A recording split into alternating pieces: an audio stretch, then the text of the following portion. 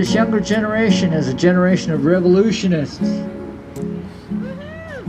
It is the job of the elders to teach our youth to fight only worthy fights and to do it in unison with all people, with non-violence. No more can we view the world as red, black, yellow, white. We must view the inhabitants of this planet, particularly in America, as one soul that beats in harmony. Every generation is born with a purpose. Our youth today has been born with the purpose of the caretakers of the earth. Yet they need our guidance. Peace, not violence! We will not be silenced! Peace, not violence! On December 5th, 2016, concerned citizens and activists marched in Eugene, Oregon to express solidarity with the Standing Rock Sioux Tribe and to protest banks that are funding the Dakota Access Pipeline. My name's Sarah B. I'm an organizer with Eugene Stands with Standing Rock, and we organized this rally in March for the No DAPL December month of solidarity with the Standing Rock Sioux Tribe. This is our third action this month, and we'll be planning a few more before the month's end.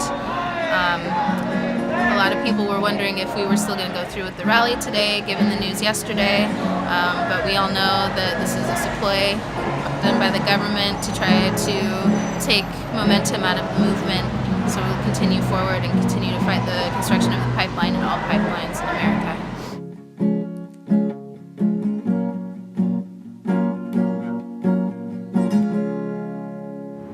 And my story is not even as bad as some people. They took one woman and they stripped her completely naked, forcefully, because she wouldn't allow them to. They forcefully stripped her naked and stuck her in a dog kennel overnight. And her kids were back at the camp. Like, they had no one to watch them. And the camps are intense. But the spirit is high. It's so organized and there's not even any head leaders. The whole time I was there, I was thinking, this is exactly what it must have felt like before white settlers came here. It was beautiful. It was beautiful, but it was terrifying because you never knew when you had to run. You never knew when you'd have to be on the front lines or what was going to happen next. You had to be prepared at all times. You have to have a backpack ready to go with earplugs because they're using sound cannons on people that make you sick. A face mask and a bandana, goggles, and extra clothes in case you get taken. But despite all this, we're going to keep going. We're going to keep fighting because we have to. We have to save our mother, and we have to fight for justice for everybody. And I'm not going to lie. As long as these human rights violations are allowed to exist in this country, this will never be my country. It hasn't ever been my country, and it never will be because I'm an indigenous person, and I was never supposed to be here in the first place. I refuse to bow down to a system that wishes me and others like me erased through violence, and you shouldn't either. Thank you. Mini Wachoni, water is life. Mini Wachoni, water is life. Clean water is everyone's right. Clean water is everyone's right. Protecting the water with all of our might. Protecting the water with all of our might. Mini Wachoni, water is life. Mini Wachoni, water is life. I'm here because I believe that it's time to honor the treaties that the United States government's made with the Native people, and the way that the DAPL, the Dakota Access Pipeline, has been pushed through hasn't been respecting the rights of the Native people. And I think it's really time that we completely stop using oil for our energy. Fracking is dirty and unsafe, and we need to respect the rights of the people on the planet. We all know that the government has broken many promises and will most likely continue to do so if something does not change. We must not stand together only as indigenous peoples, but caretakers of this earth. We need our brothers and sisters of all races to stand with us We must teach people that fracking is a danger to all people in America.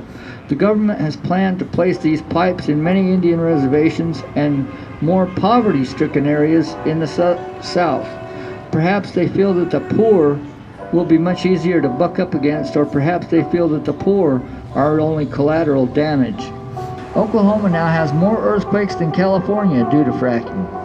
In rivers where there have been pipe spills, you can literally put a match to the water and see the water burn.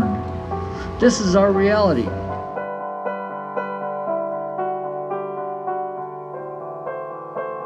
This company is really aggressive. Energy Transfer Partners has said that this is not going to stop them from even using the same route. And as we've seen the way that water protectors have been treated already, there's no respect for their human rights. Like, native rights are human rights, and everyone who is protecting water is protecting water for all of us. This is for our life and for us to stay on this planet living and going on. This is not like we need to choose people and the earth over profits and over oil. Native rights are human rights! Native rights are human rights! We also are facing a situation where the pipeline company, Energy Transfer Partners, has stated that they're willing to pay $50,000 fine a day and they're going to keep drilling. So at this point, they were calling us trespassers all along, and the people at Standing Rock, now they are the trespassers.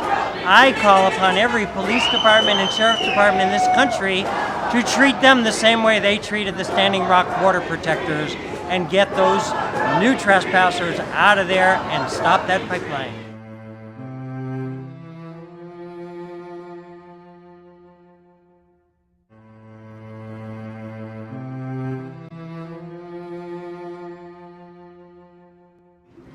As we all know, this is a multifaceted issue. There's the issue of resource extraction.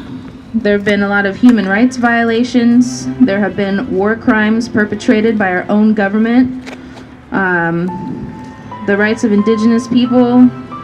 You know, there's a lot going on, and it's hard to focus our energy and know where we can be effective, but we have to keep plugging away and doing the work because we're in a huge battle right now. And it's very obvious that this is a fear versus love kind of thing. You know, our government wants us to fear each other and to work against each other, like Otis said just previously. There's a lot of divisiveness and pettiness that we need to steer clear of in order to remain effective and to keep our heads about us and to keep working together.